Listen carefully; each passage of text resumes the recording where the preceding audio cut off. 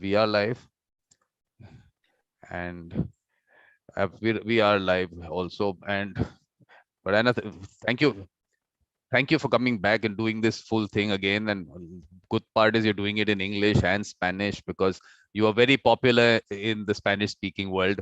So Okay. it's a very good for them to hear you. So, but I think you'll have to just introduce yourself and take it from there. And I'm out of the picture. Okay. Well, good evening, everyone. Oh, good morning. Good afternoon. It's almost 10 p.m. here in San Diego, California, where I am. But I'm delighted to be here again for second time. The last week, I have some issues with my computer. My computer died in the middle of my presentation, so that's why Vikram was kind enough to have me again presenting today.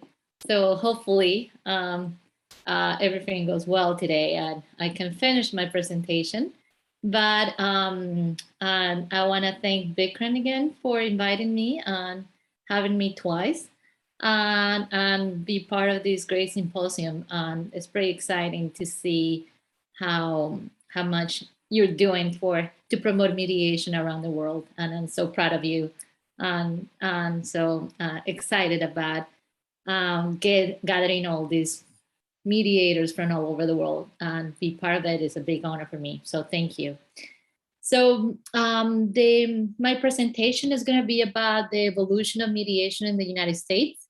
And so I'm going to talk about the history and how ADR and mediation grew in this country.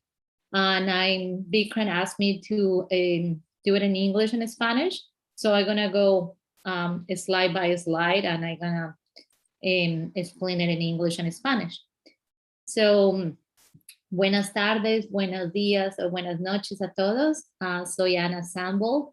Quiero agradecer a Vikram por haberme invitado a este simposio a hablar de la evolución de la mediación en los Estados Unidos, y quiero agradecerle especialmente porque la primera vez que hice esta presentación, la semana pasada, mi computador tuvo problemas y no pude acabar la presentación. Entonces hoy estoy repitiéndola y espero acabarla. Y estoy pues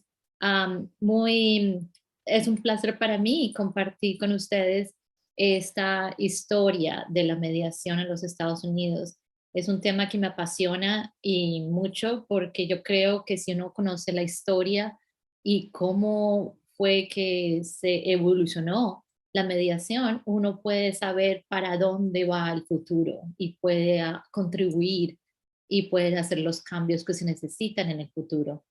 Entonces espero que disfruten mucho esta presentación. So let's go ahead and let me tell you a little bit about myself.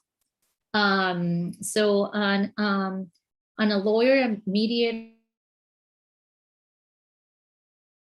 1,000 cases, mainly civil and commercial cases, and a negotiation professor here at the University of San Diego School of Law, and also a certified mediator by the International Mediation Institute, and a member of the National Academy of Distinguished Neutrals, and also an international arbitral woman.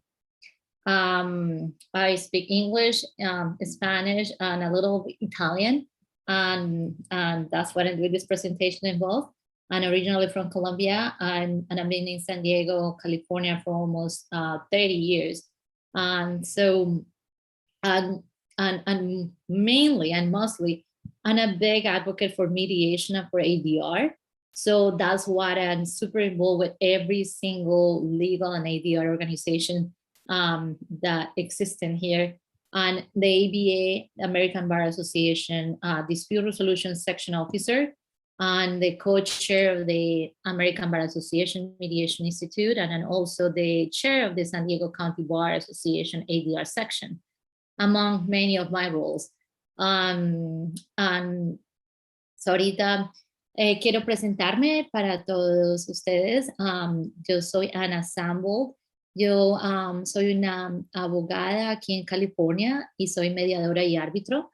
He servido como neutral y como mediador y árbitro en por lo menos 1000 casos civiles y comerciales. Ya perdí la cuenta de cuántos, pero más de 1000. Y soy también profesora de negociación en la Universidad de San Diego, en la Escuela de Derecho. También soy certificada por el Instituto de Mediación Internacional y soy miembro de la Academia Nacional de Neutrales Distinguidos. A la vez también soy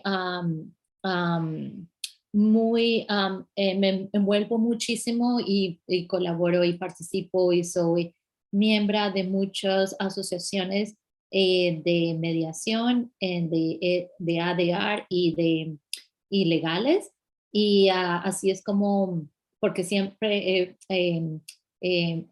soy bien apasionada por defender y promover todos los métodos alternativos de resolución de conflictos y la mediación. Y por eso hoy en día soy uno de los directivos del American Bar Association de la sección de ADR y también soy una de las codirectivas del Instituto de Mediación del American Bar Association. También soy, y es una larga lista, pero es algo que me apasiona. Y también aquí soy en San Diego, la directivo de la sección de ADR de la barra de abogados de San Diego.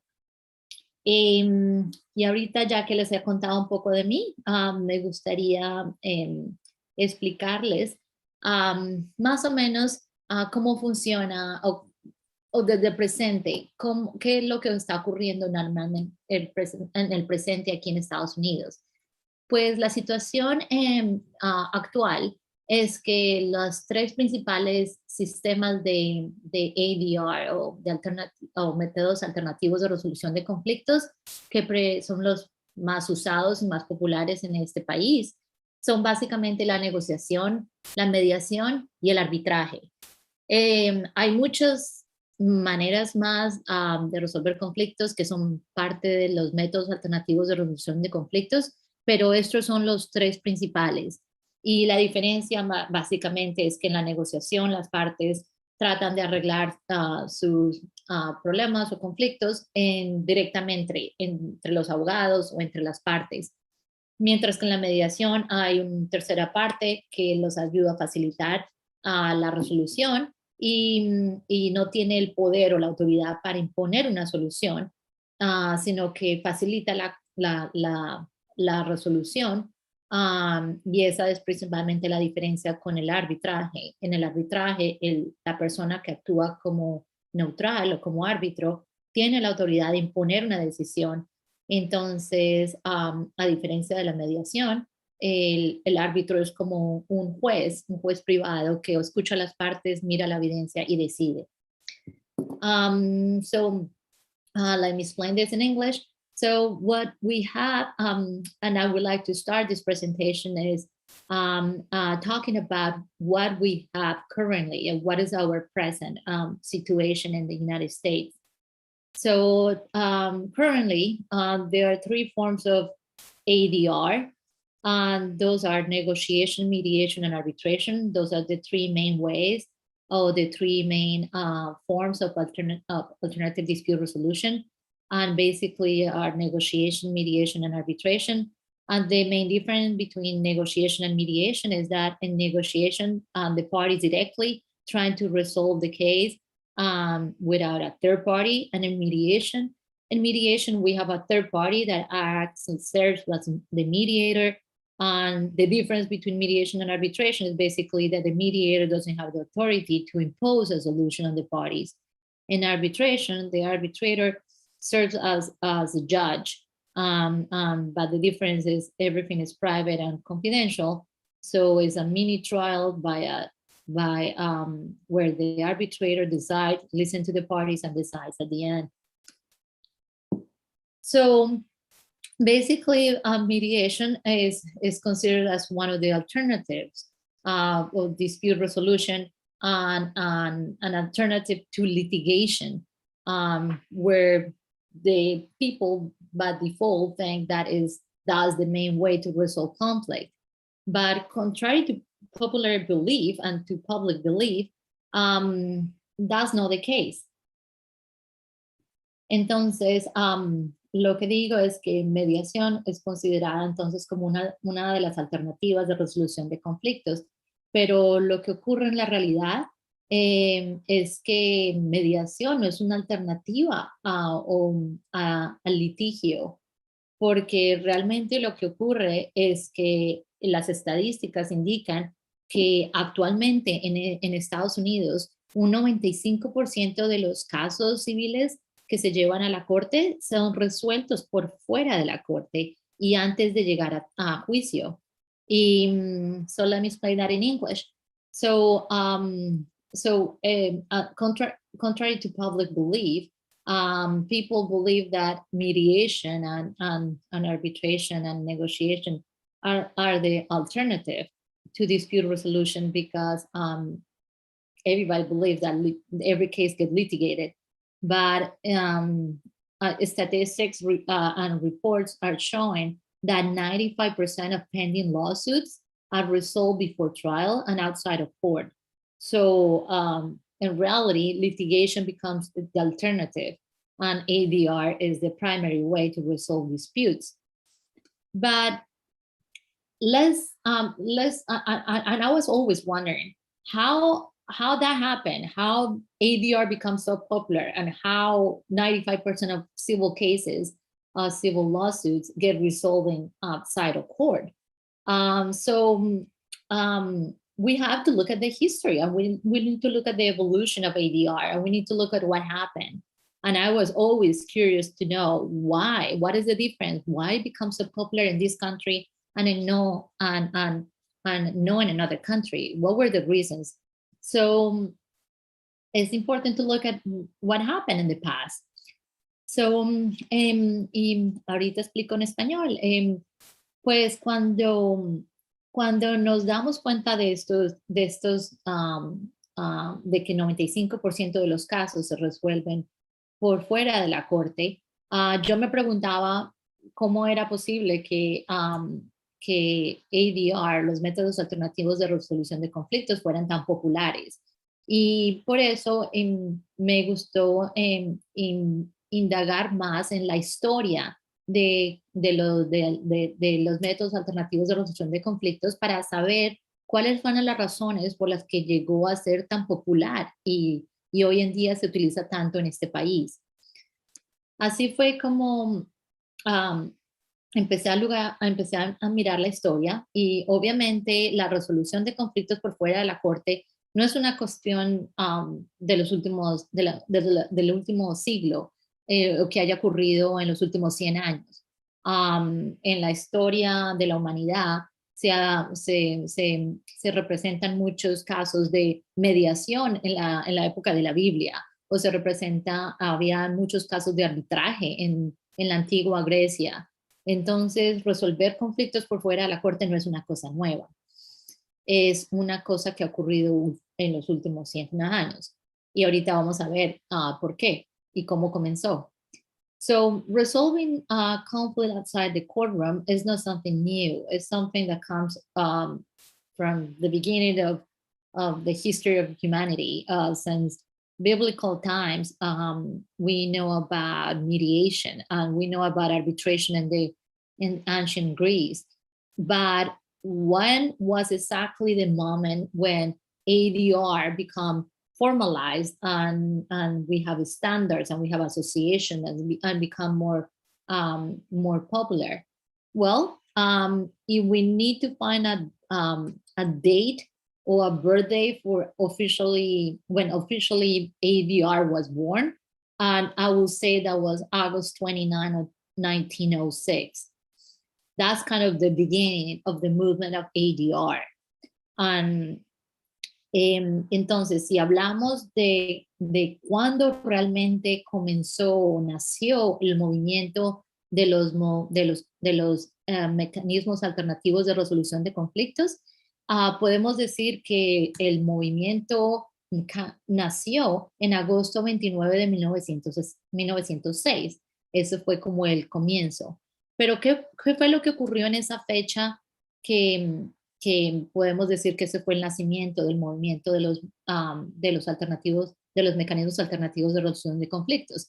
Bueno, pues en agosto 29 de 1906, lo que ocurrió fue que tuvimos la conferencia número 29 de la American Bar Association, de la Asociación Americana de Abogados, y que luego se conoció como el Global Pound Conference.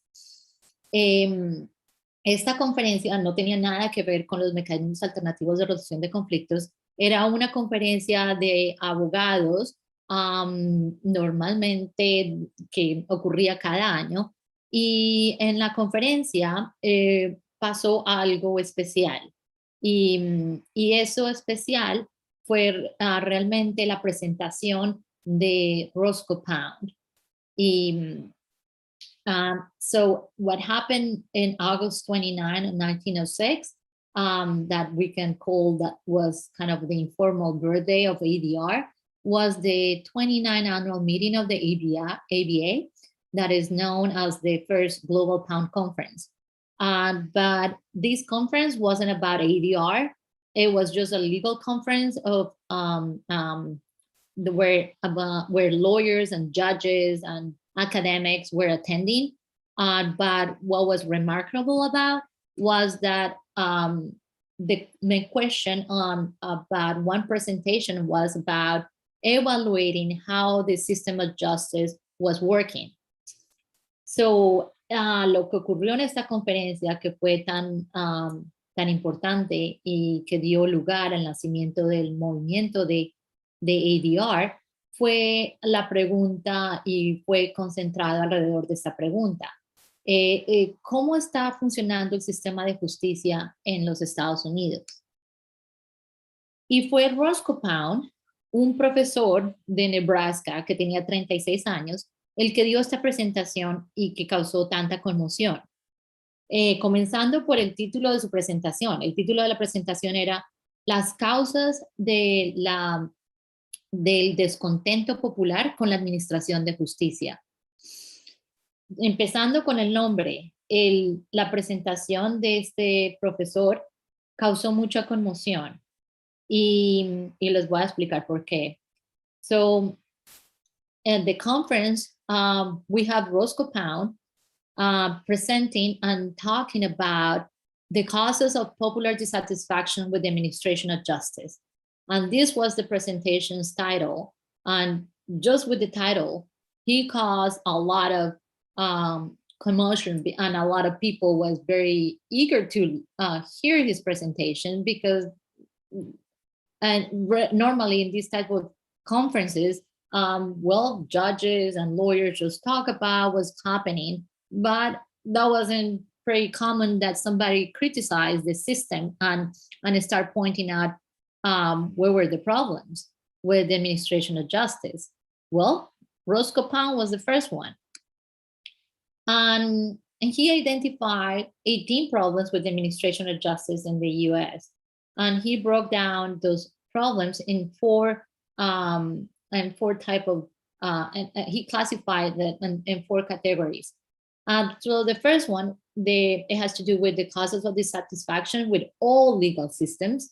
And the second one was just the causes of dissatisfaction only with the Anglo-American legal system specifically. The third one had to do with the causes of dissatisfaction with American judicial organization and procedure. And the fourth one has to do with the causes of dissatisfaction with the environment of American judicial administration.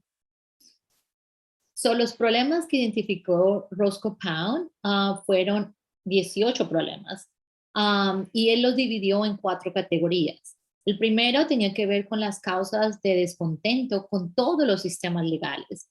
La segunda, con las causas de descontento en particular con el sistema americano legal. La tercera tenía que ver con todas las causas de descontento público con el sistema judicial americano. Y la cuarta categoría tenía que ver con las causas de dissatisfacción o descontento con todo el ambiente del sistema judicial administrativo de justicia americano. So, so Roscoe Pound's first observation was that yes, everyone always complain about any type of administration of justice because it's a large bureaucracy that is trying to set up some rules to human conduct, and nobody likes that, and that is unavoidable. But the point that that is unavoidable, and that is very typical, that the people is going to complain about the administration of justice, doesn't matter what, that's not the reason to justify that we don't try to improve it and we try to find a better way to administer justice. So, la primera observación que hizo Roscoe Pound en su presentación fue que él admitió que todos los sistemas de administración de justicia, siempre, la gente siempre se va a quejar, porque a la gente no le gusta que le impongan reglas para que los restrinjan o que le estructuren cómo se deben comportar. Y además, la administración de justicia siempre va a ser una burocracia gigante. Y entonces, que la gente se queja acerca de la administración de justicia, eso va a ser inevitable. Pero, sin embargo, eso no es excusa para no tratar de hacer algo al respecto, tratar de mejorar el sistema, tratar de encontrar razones o diferentes maneras de mejorar el sistema de administración de justicia. Entonces, los dos mayores problemas que él identificó fue el primero, tenía que ver, y él hizo énfasis en la manera en que las cortes enfatizan solamente en la parte de procedimiento, en vez de concentrarse en la sustancia del conflicto humano. También él recalcó el problema de que el sistema americano, los abogados, el sistema es tan contencioso que lo toman como un deporte, y realmente los abogados obedecen las reglas del juego solamente para ganar, no para acceder a justicia, no para tratar de resolver un problema para su cliente. Y por eso es que las cortes y el sistema legal se concentran más en el procedimiento y en tratar en vez de tratar de resolver el problema a sus clientes. So the two major problems that Roscoe Pound identified with the administration of justice in the United States were, the first one is that he thought that the courts were emphasizing too much on the procedural form instead of concentrating on the substance of human conflict. And at the same time, he identified a second problem. He said the contentious procedure of the American legal system, it seems to lead lawyers just to treat civil cases and lawsuits like a sport, where all the rules of the court and the law are taken like the rules of the sport, and you can imagine how all the lawyers and all the judges and all the academics that were listening to this young lawyer just talking about this and pointing out all the problems. I wish I could be there, because I can imagine everybody's face when he was criticizing and complaining about the legal system and telling them that lawyers were just taking lawsuits and going to court like we're a sport. So you can imagine the commotion and how many people were offended by this presentation. And a lot of people, I was fascinated reading how many people walk out of the room really offended. And for many years, the ABA refused to publish the presentation and refused to make it public. But after many years, after 70 years after that speech at the first conference, finally, his complaints and the problems he observed with the administration of justice, they finally become public. And so Warren Berger, that was the Chief Justice of the United States at that time, he decided to put together another conference just to address all the causes of popular dissatisfaction with the administration of justice that Roscoe Pound at that time in 1906 pointed out.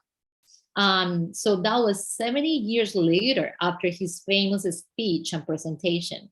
And to me, this is fascinating. That is like wow, somebody listened and somebody cared about doing something about what he said 70 years before. And so this is considered like the second Global Pound Conference, because the first one, it was named after Roscoe Pound, but it wasn't really about Roscoe Pound. It was just a regular ABA conference. But the purpose of this conference in 1976 was to consider all Pound's critics and complaints about the administration of justice in this country, and to do something about it, to come up with ways that we can implement and improve the administration of justice.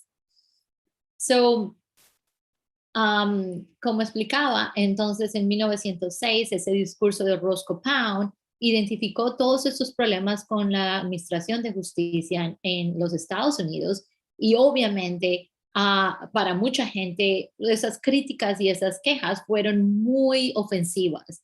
Entonces ustedes se pueden imaginar todos esos abogados y todos los jueces escuchando la presentación de este profesor y totalmente sorprendidos de que alguien llegara a criticar el sistema legal americano de semejante manera. Pero entonces por muchos años el discurso, la presentación que hizo él no se hizo público, pero eventualmente se publicó y se hizo muy popular esta presentación, y 70 años después, en 1976, Warren Burger, que era como un juez, el juez mayor del país, él decidió hacer otra conferencia, y el propósito de esta conferencia era tratar de hablar y tratar de mirar qué se podía hacer para mejorar la administración de justicia en este país después de todos los problemas que había identificado Roscoe Pound en 1906. Pero tomó 70 años para que finalmente alguien hiciera algo acerca de todos los problemas que habían sido identificados por Roscoe Pound en su presentación. So, lo más interesante de esta conferencia en 1976, que es considerada la segunda Global Pound Conference después de la primera conferencia donde Roscoe Pound habló, lo importante de esta conferencia fue que Frank Sanders era otro presentador, otra persona que presentó en esta conferencia, y lo increíble de su presentación fue que él habló de su visión del futuro, de tener una corte que tuviera varias puertas, y estas puertas conducían a diferentes maneras de resolver conflictos, pero para poder decidir por qué puerta, entonces se tenía que decidir, ok, esta categoría de problema que está litigada, que está en litigio, tienen que ir por esta puerta para mediación o para arbitraje o para otra alternativa de resolución de conflictos, pero este tipo de problema, este tipo de conflicto debía ir a litigio porque no puede hacerse nada más con él. Entonces, por eso fue que esta visión de la corte con múltiples puertas se hizo tan famosa en este momento, en esta conferencia. Y así fue como también se diseñó y nació un sistema de justicia donde se tenía en cuenta que cada tipo de problema, cada tipo de conflicto no tiene que ser litigado, que hay otras maneras, que hay alternativas y que pueden resolverse a través de otros procesos. y así ADR, o los métodos alternativos de resolución de conflictos, representaron una alternativa, un remedio increíble para este descontento que existía con el litigio y con el costo y con la demora y de la administración de justicia en las cortes. So one of the highlights and the major highlight of this second conference in 1976 was Frank Sanders' presentation. Frank Sanders, in this conference, he talked about having a vision of where there was a courthouse of the future, a courthouse that had different doors, multiple doors, where essentially the people will come with the court will like separate the disputes, and they will say, okay, this type of dispute, they need to be litigated, so you should go through this door. Oh, this type of dispute, you should go through other processes. This type of dispute doesn't need to be litigated, so let's send it through another door to mediation or arbitration. And so that was his vision, his dream of delivering or designing a courthouse with multiple doors. And that was kind of the hallmark of the dispute resolution movement, and having a comprehensive justice center where ADR can be the promising remedy for the particular dissatisfaction of people with the traditional litigation system, where the people had to spend a lot of money, where it takes time, and the delay, and is inaccessible for the public. So that's how those recommendations they were made at this conference. They were implemented, and they start at that point in 1976. The ABA started working with local courts and communities to create like neighborhood justice centers that offer mediation and arbitration in communities for small claims cases and for community cases, neighbors disputes, landlord-tenant cases, and couples disputes. At the same time, the use of arbitration for small claims become very popular too. And courts decided that not every single case should be litigated. The non-adversarial legal matters, like an uncontested probate or divorce, they shouldn't be litigated. And so muchas de las recomendaciones que resultaron de esta segunda conferencia en 1976 fueron estas. Primero, el American Bar Association, o la Asociación de Abogados Americanos, decidió que iban a trabajar con las cortes locales y con muchas comunidades para crear centros de justicia donde se ofrecía mediación y arbitraje, muchas veces por ciudadanos que eran voluntarios y que ofrecían sus servicios de resolución de conflictos para resolver casos menores, como conflictos entre vecinos, como conflictos entre el arrendatario y el arrendador. Y también se expandió, se empezó a usar más el arbitraje para casos menores. Y también las cortes decidieron que no tenían que litigar cada tipo de caso que no fuera especialmente adversario, como si, por ejemplo, en un divorcio donde las partes estaban de acuerdo, no había necesidad de litigiarlo. Pero muchos fueron el legacy o las implicaciones de la conferencia de Global PAN Conference en 1976. Y principalmente que muchas leyes empezaron a sobresalir al nivel nacional y a nivel internacional, promoviendo el movimiento del ADR. Y en este país, por ejemplo, muchas leyes como el Alternative Dispute Resolution Act, es la ley de mecanismos alternativos de resolución de justicia. También salió la ley de la mediación uniforme, y también como consecuencia de todo este movimiento de ADR fue que eventualmente la Convención de Singapur fue posible, que hace 2 años se firmó.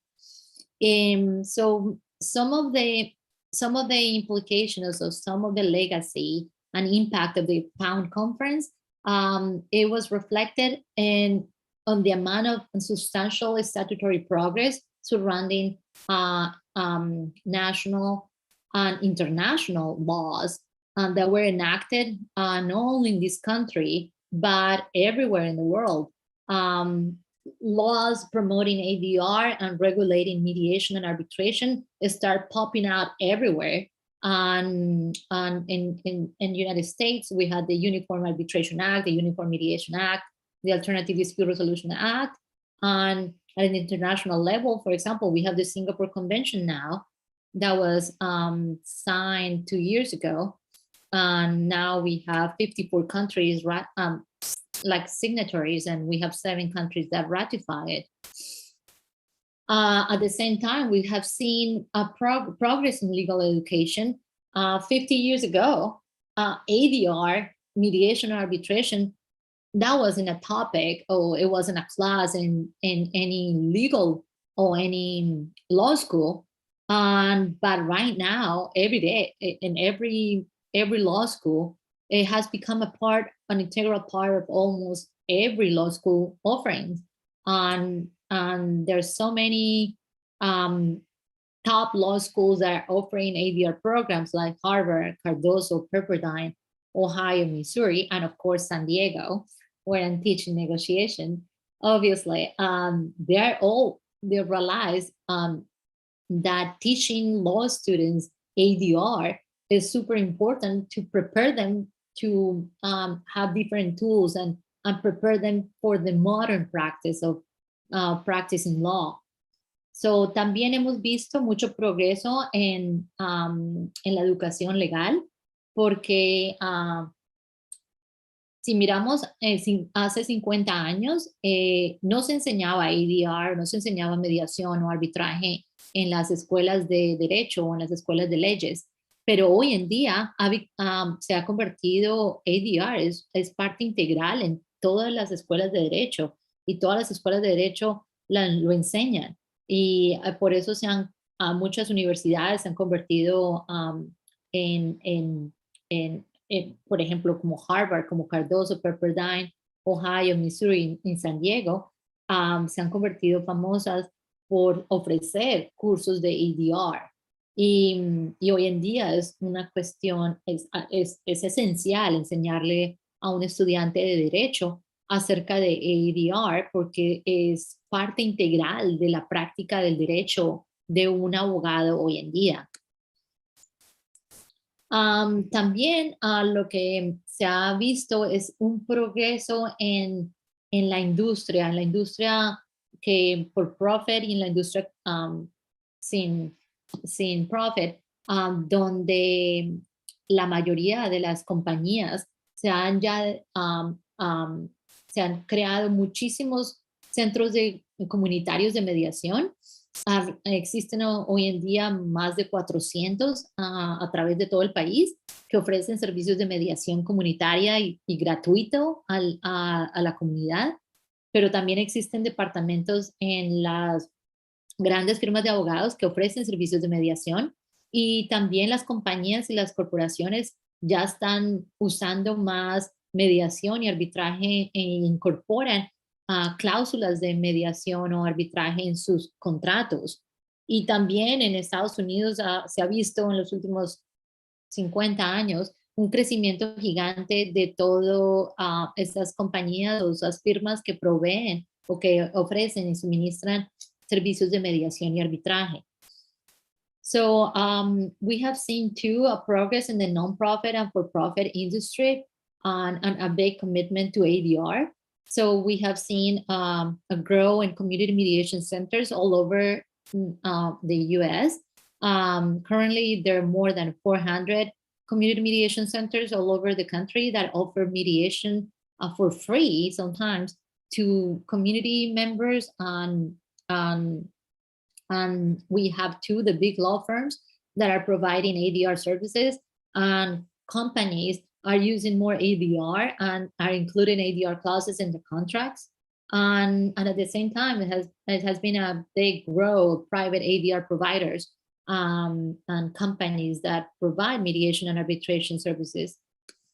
So, and also in popular culture, we have seen that too. We have seen finally we have seen mediation and arbitration in movies, because the traditional movie just show attorneys litigating and trying to get justice in court, and the typical movie is all about how tough and how contentious and how adversarial lawyers are. But finally, starting in 2005, movies have started showing mediation and parties mediating. And I don't know if you guys remember, but we have Wedding Crashers in 2005. And that movie started with a scene where Owen Wilson is a mediator and he's mediating a divorce. It's a pretty funny scene, because I can imagine a mediator doing that, what he was doing. But that was finally the debut, the first time that mediation was shown in the movies. So I think so this is wonderful that mediation is starting to appear in movies and films, because I think so that is a way to get social awareness about ADR and mediation, and trying to show to people that is going to court and litigate a case, that's not the only way to get justice and to resolve your case. So I'm excited and happy to see movies coming up with The Good Wife. It was showing a scene of mediation, and I don't remember more, but they're starting to come up. So that's good. So también hemos visto progreso en la cultura popular y en las películas, en la televisión. Finalmente, la mediación se ha empezado a ver en películas, porque generalmente lo que se veía en televisión y en la película tradicional es el abogado peleando en la corte y siendo bien adversario, y porque esa era la manera de obtener justicia para sus clientes y siendo bien agresivo. Pero menos mal en 2005 ya empezó mediación a aparecer en películas, y la primera película en la que mediación fue presentada al público fue con el Wedding Crashers, y donde la primera escena de la película es una mediación de divorcio, y de ahí en adelante ya empezaron a aparecer más escenas más de mediación, mostrándole al público que había otra manera de resolver sus conflictos, y creando más una conciencia, o informando al público de que había otras opciones aparte del litigio, y demostrarles que no tiene uno que solamente ir a la corte para resolver sus problemas, sino que había otros métodos alternativos de resolución de conflictos, como la mediación. Y yo creo que eso es buenísimo, porque si la mediación empieza a mostrarse en películas y en televisión, la gente empieza a acostumbrarse más y empieza a entender más el concepto de la resolución de conflictos a través de mediación. Pero definitivamente educación es esencial, porque lo que dejó y el impacto del Global Pound Conference solamente se puede continuar y solamente puede florecer si la sociedad en general entiende el valor y la importancia de la mediación y de los métodos alternativos de resolución de conflictos. So, Education is the key, and education is basically what is at the end of the day the most important thing that we have to keep in mind, because yeah, we have come a long way since the Global Plan Conference and since 1906, since Roscoe Pound's first speech about the problems with litigation and with administration of justice. But we need to continue, and we need to keep working on educating the public, because that's the only way to evolve and flourish, and teaching the society the value and the significance of mediation. That's the only way that we can continue to improve, and we can, and it's demonstrated, especially now with COVID-19, in the COVID-19 era, that mediation is definitely a really a great alternative to access to justice. And now, when all the courts were closed and we were, the only way to get a case resolved was basically mediation, and it was a flexible and informal and user-friendly process where everybody can just get to sit down with the other side and work something out. So mediation is has demonstrated that it's a really great way to, a tool to help close the justice gap. So es definitivamente, la mediación ha demostrado, especialmente ahorita durante el COVID, que es una manera muy flexible, informal y muy eficiente de resolver conflictos y de acceder a la justicia, porque ahorita, cuando especialmente las cortes estuvieron cerradas, se podía todavía mediar, y eso representó una manera de lograr justicia para muchos, demostrando siempre y promoviendo todos los beneficios y las ventajas de la mediación, el tiempo que la gente se ahorra, el costo que la gente se ahorra, y el control que las partes tienen sobre su caso. Eso son las ventajas y los beneficios que tenemos que resaltar. So we have to keep emphasizing that, in the mediation as a tool to access justice, and the benefits of, and the time saving, the cost savings, and we have to keep emphasizing that the parties remain in control over the case, unlike other alternatives of dispute resolution. And we have to emphasize too on the invisible benefits of mediation that contribute to your emotional well-being and the peace of mind, and it gives you closure.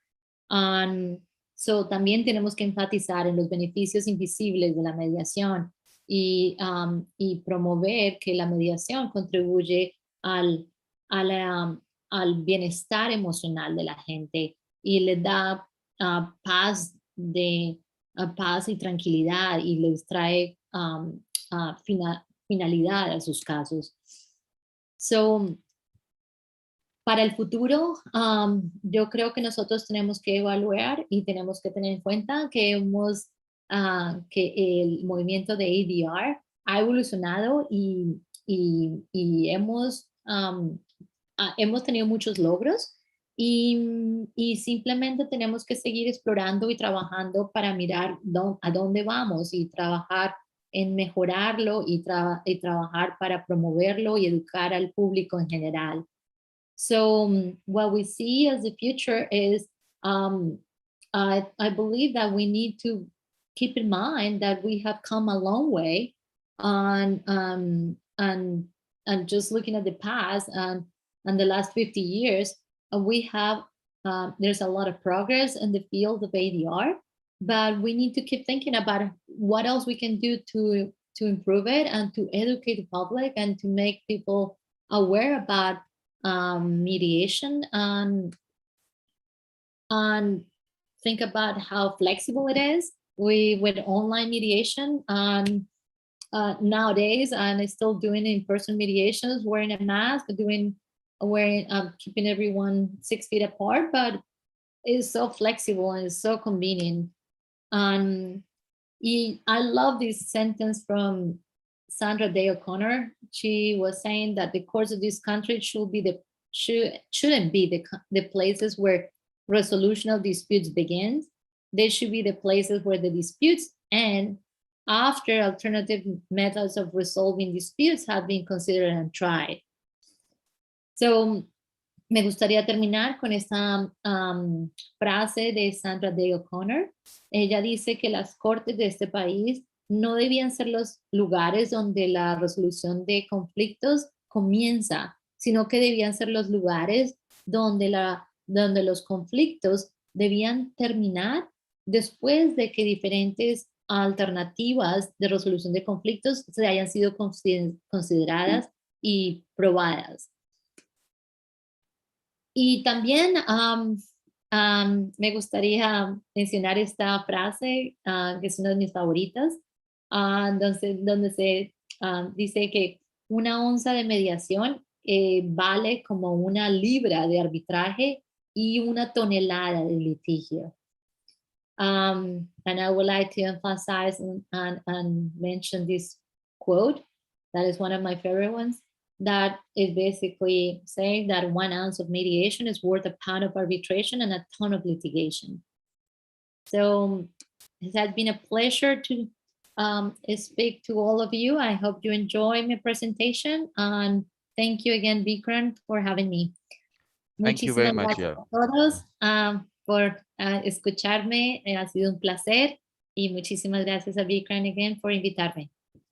Thank you very much. And the fact that you could do it in both languages perfectly, I think that's amazing. I mean, that's what we need, because there is a lot of Spanish speaking activity happening in South America and maybe in Latin America. So I think there is, I don't know, is it one because obviously there is a lot of backlog in Brazil, but that is the Portuguese one. But what about Argentina and all? There is so much activity. I'm really happy. I know. And I'm really excited too to see that mediation is just getting so much track everywhere in the world. And I think so that's one of the greatest things about maybe the last year. I feel like we got to connect with people from all over the world, because, well, online and webinars become so popular, and so the only way to connect with people. But I think so that brought us together, because now, like, yeah, I have the chance to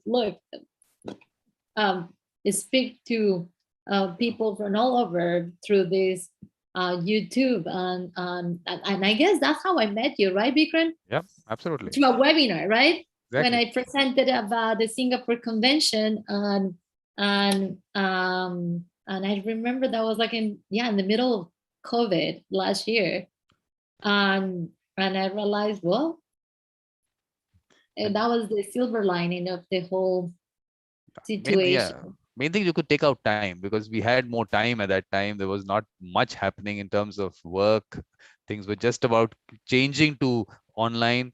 So I think that gave us a lot of time, and it's damn good, because the fact that you could take out time and you were out there in the world talking to us, that really helped. I mean, the fact that I met you and you saw that you had that passion, it was really nice. I think it really worked well.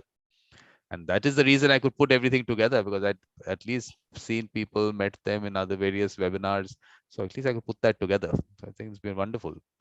But you want to touch? You've been talking about Singapore Convention so much. Why don't you give a little presentation on that? Because I think that part has been missed out. A little elaboration on that, I think that'd be good. Oh, okay, sure. Well, the Singapore Convention. This is the background. At the international level, mediation wasn't really used. It was arbitration, the number one way to resolve international commercial disputes across different jurisdictions. So in 2015, the Department of State, the U.S. Department of State, decided to bring a proposal to UNCITRAL. UNCITRAL is the United Nations Commission on International Trade. And the point was to try to put together a legal framework or a treaty to promote or to enforce um, mediated agreements, because we have something pretty similar for arbitration. We have the New York Convention, and it was an international treaty that was adopted in 1958, and it was one of the most important international treaties from the United Nations, from UNCITRAL. And that is the reason why international arbitration is like the #1 way to resolve conflict and resolve international disputes across different jurisdictions, because of the New York Convention provides a legal framework that reassure parties that the arbitral award will be enforced in case that one of the parties defaults. So with the New York Convention, the same thing the same thing was the objective, to try to promote mediation by providing a legal framework for the enforcement of mediation agreements. But the Singapore Convention was finally adopted in 2018, and it was open for signature on August 7, 2019. And I was lucky to be invited to the signing ceremony. And since that, and just keep talking about the Singapore Convention, because I just believe that's one of the greatest developments in the history of mediation, and it's going to really help and promote mediation everywhere, because I believe that, yeah, people weren't using mediation at the international level was because of this problem. They didn't have a good legal framework for the enforcement that that will reassure them that the agreement will be enforced. But now it's all about getting more countries to sign it and ratify it. The first day when it was open for signature in Singapore, we had 46 countries sign it, and now we have 54. We have 7 countries that have ratified so far, but we still need more countries. And my dream is that someday the Singapore Convention hopefully elevates mediation at the same level that arbitration, because that's exactly what happened with the New York Convention. Basically, New York Convention put arbitration on the map and made it so popular, in especially in the international field.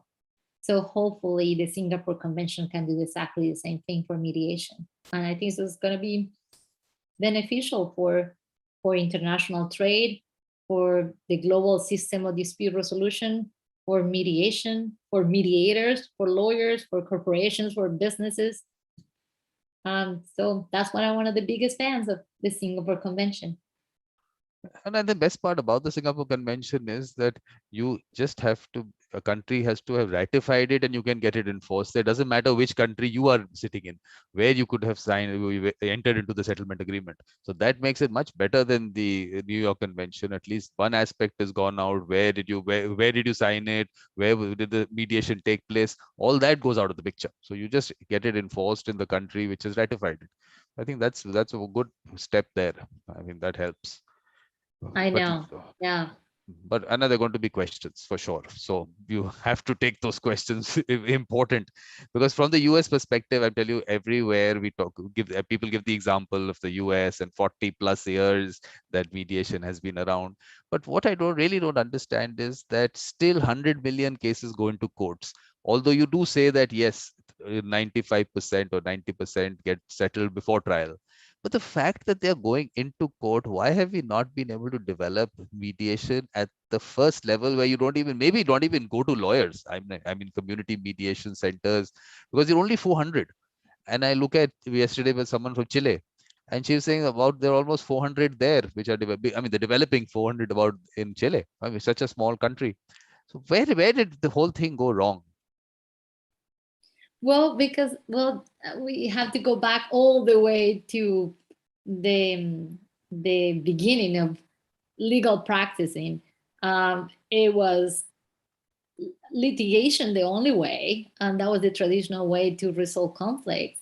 You will take your case to court, and the lawyers will advocate for you, and a judge will decide. And that's the traditional system for hundreds of years. So, and that's what I love. I love history because it explains a lot about why we are where we are and where we're going, right? But to me, it was fascinating to see the whole evolution, and it didn't happen overnight.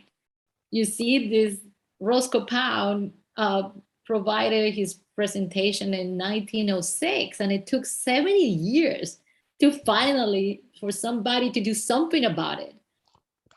And but look what happened in the last 50 years. ADR exploded.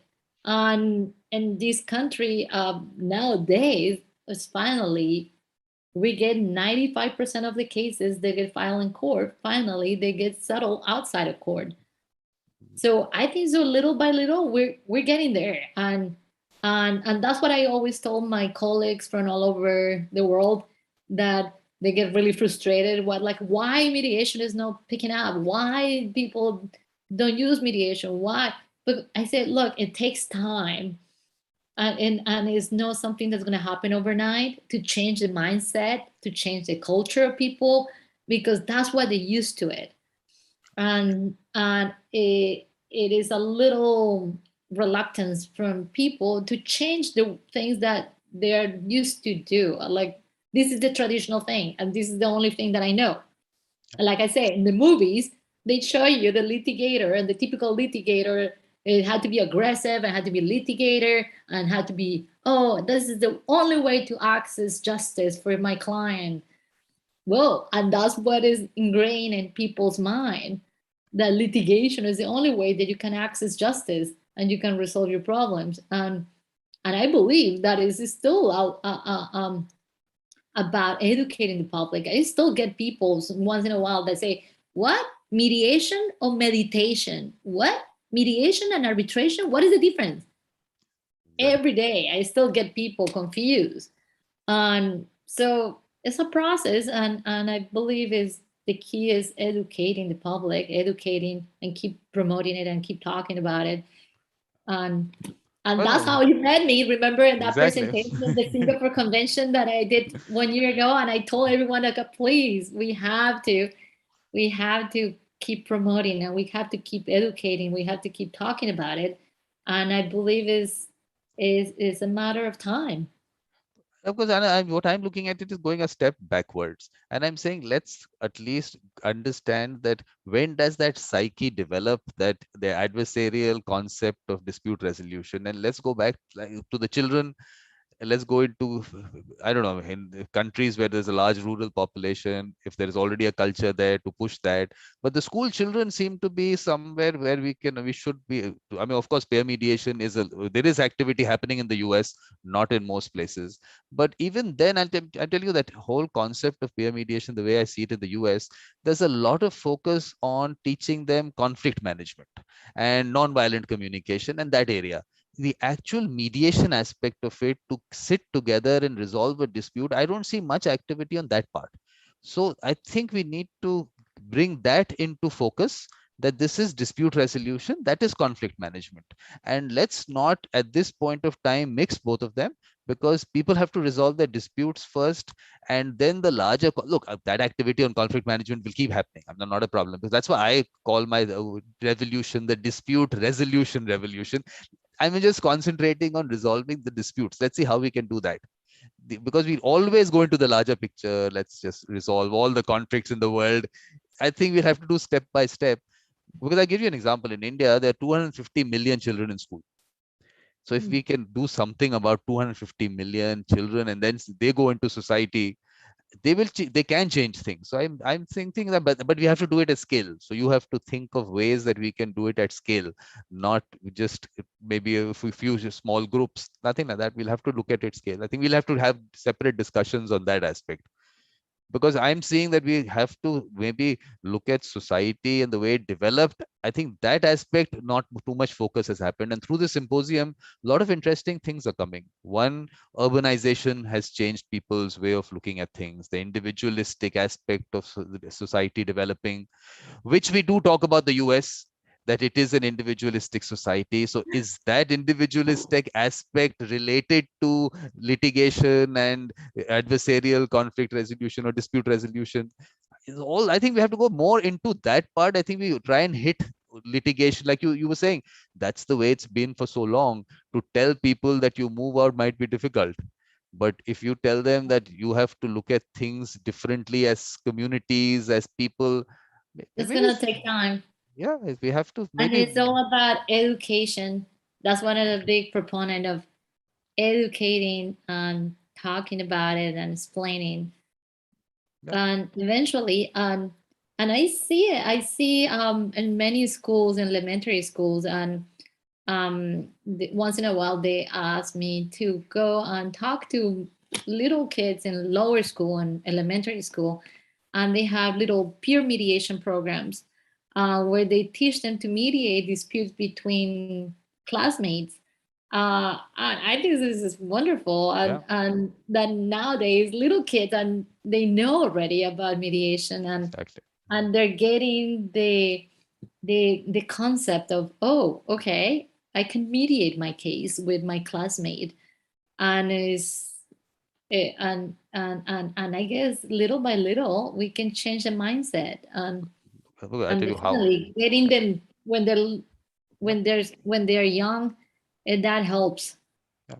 No, because after talking to children around the world, what I've been able to understand the way we have to go about it, and that also in not just the children in even in, like I said, rural areas and communities, they're already children and people in communities who have the mindset. They're already doing it. They are trusted by the students. In children's trust some children in their own school, in their wherever they play. They have children there who have that ability, that natural ability. I think that has not been brought out. Those people with that natural ability to take them into the fold and then push the profession from that end, that these are people who you already trust, you already use. Why don't you use this as, let them make it a profession?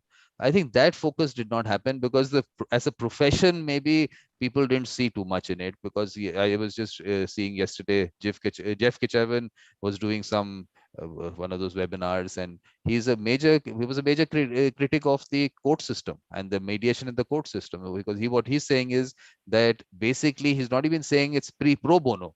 He's saying pro bono means you're doing it for people who can't pay. This is happening free. In New York, there is one district where you have this media court annex mediation center. He says all the people around there, large companies, why are you doing it? It's like you're doing it free for them.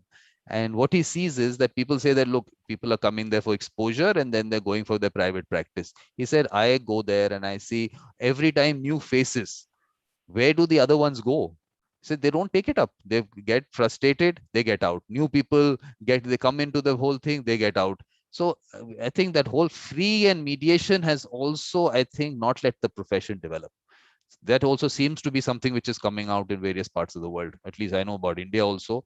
It's a similar thing. So I think that aspect also needs to be looked at. I don't know how you feel about it. Well, you're referring to like the pro bono mediation programs I'm looking at the where court the annex mediation centers. Those court annex mediation centers are kind of providing it almost free to the well people.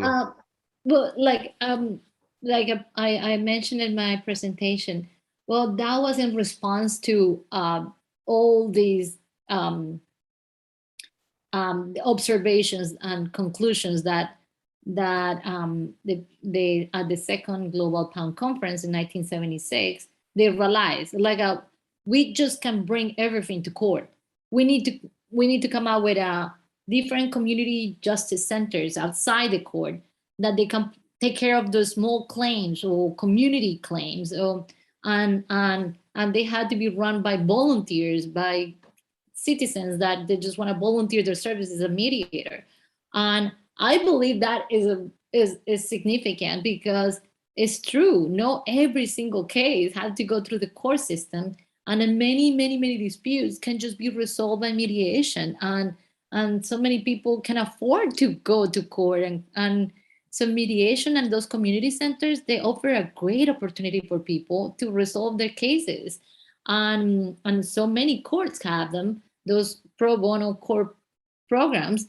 And they're a great opportunity for new mediators to learn about mediation, because they start practicing in those pro bono programs. And for community of people that they have a conflict, it's perfect, because is a free way that they can get their case resolved, and they don't have to litigate it. But So I I'm think it's a win-win. I you have to listen to him. Like Jeff Kitchawan's 15 minutes that he spoke yesterday, he was speaking on some webinar, and I will send you the link to that. Okay. He I speaks. would like to see what Yeah, exactly. yeah, He's yeah, very controversial. He likes yeah, to. exactly. He Yeah, comes. he likes to cause controversy. And we Yeah, were in another webinar together where he was criticizing yeah, confidentiality in yeah. online mediations, and so he likes to cause controversy. Yeah, I know. But that 15 minutes, what he was talking about actually made sense in terms of the court-related mediation, really made sense, because I'm seeing that happening here. Mediation has come into the US through the court system. So the issues that you are facing after so many years is something that you can actually teach people that don't make these mistakes. Other countries which have taken that US model and they've tried to develop mediation through the court system only. I think they need to know where the issues are there. And what he talks about is quite relevant, because, well, like I said, he's saying that, look, you are giving it free to people who don't really need it free. And who are these people who come into, like you said, for people to come in and get experience? But they are getting that experience, but they're not practicing after that because they don't get any work outside that. So that part of it needs to be looked at, that why did they not further go into practice in it? Some of them did, maybe because I'm telling you, mediators all over the world, if you talk to them, they say they don't have work, because like you also a mediator, arbitrator, and all that. People like you we need as only mediators, but it's not happening anywhere. I ask everyone in the symposium. Well, and that was another of my presentations. We talk about establishing your mediation practice. And one of the things that we talk about is like, well, unfortunately, mediation is not like a defined profession, right? That it has a defined path, or there is a traditional way to become a mediator. There's no a single way. And here we have tons of mediators in this country, and everyone becomes a mediator in a different way. And so the many judges, for example, they retire and they become mediators and arbitrators. And many lawyers, after litigating for many years, they finally decide, you know what, I'm tired of litigating, I just want to become a mediator. Many new law students, they're telling me now that, like, oh, you know what, as soon as I graduate, I want to become a mediator. In California, you don't even have to be a lawyer to be a mediator. So there's tons of psychologists that they really want to mediate divorces, or social workers, or real estate agents that they like to mediate real estate disputes. So there's tons of mediators, and there's tons of ways to become a mediator. And obviously the way is different, and some of them, but the what everybody have in common is that it is not that easy to become a successful mediator, to get selected, because here, especially in California, like I said, there's no requirement, so anyone can call themselves a mediator. But yeah, but go and try to get cases. So that's another story. Well, I So because how I've and seen it that's what is, I say. That's what one of those. That's what I said. I have to listen to what exactly Jeff Kichaman was saying. But to me, those pro bono mediation programs, and I know they have it in Los Angeles, the courthouse, and they have it here in San Diego. Those those represent a good way for new mediators to try to get exposed to clients, and I understand that many get to know lawyers and get to know people in the field, and people start selecting them after they have done a pro bono mediation for them. So I just think it's not that bad. So I will have to look into what exactly he's Yeah. Oh, yeah, that part. saying. But I think what the other thing that I'm looking at is that if you people get a good user experience, definitely the word should spread, and it should have spread. The good, maybe the good user experience is not happening because, like you said, anyone becomes a mediator. But there are some people, like I was saying, in schools and communities who are already they are mediators. They have the mediator mindset. They're trusted by people. Bringing those people out will give people a good user experience because they're tried and tested right from school onwards. They've been tried and tested by people. People swear by them. Okay, let's go to this person. They know those names. They go to those people. It's informal, and that's the way it has to be. Mediation has to be that way. So I think that whole user experience aspect doesn't seem to have happened maybe as much as it should, because word spreads very fast. I mean, look, when I do my work, the people I do it for, they go and tell other people. They push it. I don't have to push it. So there is so much work out there. Why is it not tapped? I have to understand the right people are not doing it. Maybe that's the way I look at it. How is in India? For me, It, look, I must be the only mediator, only me person who does only mediation as a mediator. I must be the only person. Maybe there are a but few. are there any requirements? They Nothing, have to be nothing. lawyers. They have to be. No, no, nothing. Anyone. Look, what we have is the two aspects. One is the court system, which I'm not part of. So I won't even talk to you about that. The private mediation aspect of it, there are two parts of it. One, what we Okay. would call mediation, which Okay. is there is nothing to it. There's no law, nothing at all. Anyone can do whatever they want. But at the end of the day, you'll get a contract. So it's a settlement agreement, which is a contract, which is enforceable as a contract. The other thing, we have a law on conciliation, and we call it conciliation only because UNCITRAL was calling it conciliation. We got it in 1996. Today, if you look at the new model law that UNCITRAL has come out with, they have themselves said that we were calling it conciliation there, but mediation and conciliation are the same thing. And but now mediation is the one that is more popular. That name is more popular. So now we're calling it mediation. Substantively, there's no difference. This has themselves have clarified. But there are people who confuse people by saying that India doesn't have a law on mediation. It has a law on mediation. That look at the definition in the Singapore Convention. It is so wide, so nicely put there. I always point it out to people that call it by whatever name, however you do the process. At the end of the day, the person should not have the authority to impose a decision on you. That's all But that you what have I to do. understand is because I remember in Latin America with my I was talking to different colleagues in Latin America, and they have mediation and Yeah, conciliation yeah, too, yeah. but there are difference between the two of them. And I understand that But conciliation, the mediator or the neutral, he can offer or he can kind of impose a no. solution, but in Uh, mediation they yeah. don't. Yeah, it's I think basically what the difference in Brazil that I was told from someone from Brazil in the presentation was that the mediator can only be facilitative and the conciliator can be evaluative. There we go. So yeah, That's so they've that's actually what I made they that's what actually I have it understand. by law. Can you imagine? I've never heard this anywhere else. They actually have And, that by and I law. think that's what happened in Latin America. They have a pretty the two concepts are defined and the law, and there's very strict difference between the two concepts. Here, no, the thing is that the law on conciliation that we have, it says that the conciliator may suggest. It's not that he has to suggest, but the advantage of that is that at least no one can tomorrow say that this was the conciliator's idea. The conciliator gave this to me, so this settlement agreement should not be enforced. At least that goes out of the picture, because otherwise, to get out of these things, you know how what people are like. If they have to get out of something, they'll find some technical thing. But I keep telling people that at least have a look at what the law that we have on conciliation. It is nice and simple. Everything is there in it. The good part is that confidentiality and without prejudice is protected, which in the US is a problem. I mean, I don't know what the status of that Uniform Mediation Act is, How many states have adopted it? I don't know. Maybe you would tell us better on Oh, that. the Uniform Mediation Act was adopted, I think, I believe by like 10 or 12 states. But California, for example, they have their own law and they haven't adopted the Uniform Mediation Act, and they have their own laws.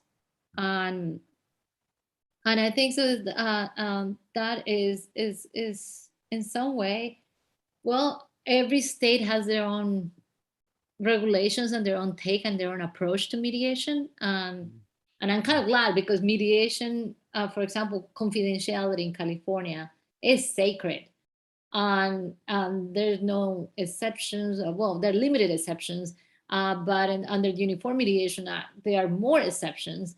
So, and that's the tricky part. And so, when you do a mediation with somebody in a Uniform Mediation Act jurisdiction with somebody in California, how you treat the confidentiality of the mediation. And that's one of the points that I was talking with Jeff Kichavin in one of the webinar. But in general, I kind of appreciate the difference, and I kind of like it because, and like I say, in California, the policy is to promote mediation and to encourage people to mediate, and because they understand the value and they know that is a very litigious state. And so they recognize that they don't promote mediation. Yeah, the courts will be overwhelmed with cases.